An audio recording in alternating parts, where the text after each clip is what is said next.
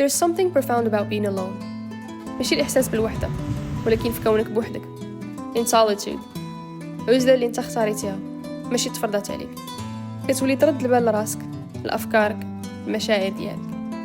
العزلة من ديما كان جزء من حياة الإنسان، ضرورية psychological well-being and artistic expression. monks and mystics من ديانات مختلفة كيعزلوا راسهم غالبا في شي بلاصة بعيدة في الطبيعة وكيقلبوا على الهدوء. For example, البراكتس ديال فيباسانا، نوع من التأمل عند الرهبان البوذيين، يشجع على التأمل في الأفكار والأحاسيس، الشي اللي كيؤدي لوعي ذاتي عميق وانفصال على distractions اللي جايين من برا. الشعراء، الفلاسفة and all kinds of artists حتى هما كيلتجؤوا للعزلة to find clarity and get inspired to create. الكاتبة الأمريكية أدريان ريتش كتقول The impulse to create begins, often terribly and fearfully, in a tunnel of silence. You're creative, you're a DJ. Do you think being alone allows you to be more creative and just explore new things? Being alone, it triggers something in your brain to want to find new things. For example, I'm not here doing the same thing that I'd be doing in England because the life is significantly different. I think it's important to be able to take yourself out of your comfort zone, ultimately, and embrace life. It's a big world out there, guys. واحد من أشهر الأمثلة ديال الأنارتست اللي بدا شي حاجة revolutionary as a result of solitude هو الموسيقار وعازف البيانو الألماني لودفيغ فان بيتهوفن. في العمر ديال 27 عام بدا بيتهوفن كيفقد السمع ديالو بطريقة غامضة. As a result, بيتهوفن بدا كيبعد على الحياة الاجتماعية والتجأ للعزلة والطبيعة. وفي هذه الفترة ألف some of his most influential pieces اللي منهم The Ninth Symphony. بيتهوفن حقق عمق موسيقي استثنائي اللي خلاه يكون واحد من أكبر الشخصيات في تاريخ الموسيقى الكلاسيكية الغربية. في الرسالة اللي كتب لخوته Heiligenstadt Testament، بيتهوفن وصف اليأس ديالو بسبب الصمم وأمراض أخرى اللي عانى منها، وكيفاش العزلة وخا كانت painful عطاتو إسباس فين قدر يحول المعاناة ديالو لفن، الشي اللي عاونو باش يبقى مستمر في الحياة. بيتهوفن عبر حتى للحب ديالو للطبيعة اللي بالنسبة ليه كيلقى فيها الإنسان الأجوبة اللي كيقلب عليها. No one can love the country as much as I do. For surely woods, trees, and rocks give the response which man desires to hear. حنا كنعيشوا في واحد العالم اللي كيعطي قيمة كبيرة للعلاقات الاجتماعية وفي الغالب كيتجاهل ضرورة العزلة.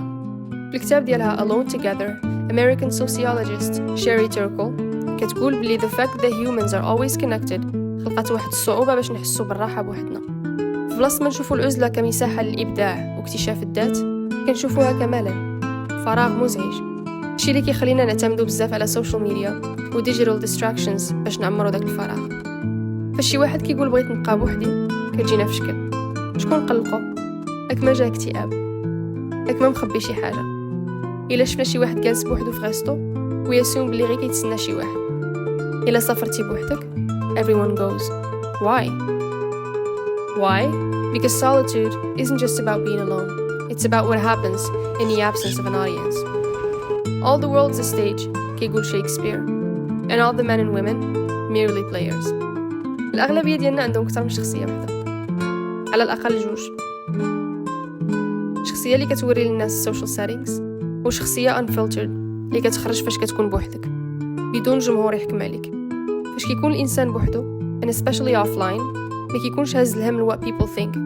solitude كتخلص لواحد من the spotlight effect, a psychological phenomenon اللي كيخلينا نتخيلوا بلي الناس رادين لنا البال أكثر ما هما رادينه بصح، الشيء اللي غالبا كيخلينا ما نتصرفوش على طبيعتنا 100%.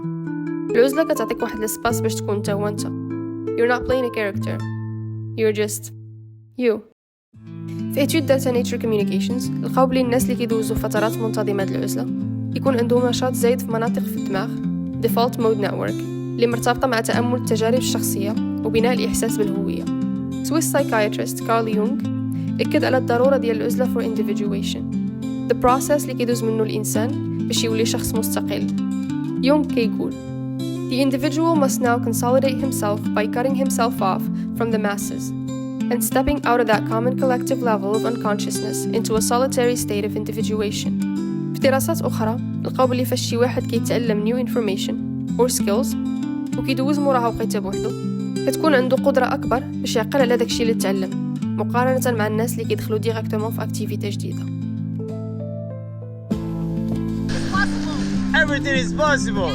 Ha, Kushimon King. Spending time alone also كينقص من levels ديال الكورتيزول اللي هو هرمون التوتر، وهكا كينتقل الجهاز العصبي from reaction to restoration أو من التفاعل للراحة والتجديد. On the other hand الانخراط المفرط في التفاعل الاجتماعي يمكن يؤدي ل cognitive overload، حيث كيزيد من مؤشرات التوتر وكينقص حتى من قوة الذاكرة. هادشي كيبين لنا بلي العزلة ماشي غير شي حاجة اللي مستحسن ديرها، هي شي حاجة ضرورية للتوازن العقلي. حنا ما تزاديناش باش نكونوا بوحدنا ديما، وفي نفس الوقت ما تزاديناش باش ندوزو كل لحظة من حياتنا مع ناس آخرين.